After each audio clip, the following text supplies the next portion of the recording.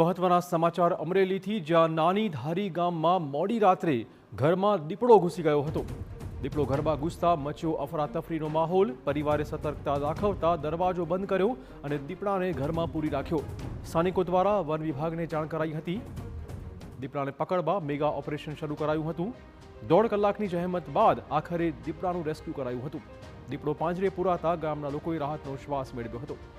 ગત રાત્રે નાની ધારીના પ્રતાપ માંજરિયાના ઘરમાં એકાએક દીપડો ઘૂસી આવ્યો હતો. જોકે પરિવારના લોકોએ સતર્કતા દાખવી આ દીપડાને ઘરની અંદર પૂરી રાખ્યો અને મોટી જાનહાનિ ટળી ગઈ, જે બાદ વન વિભાગને જાણ કરાઈ હતી.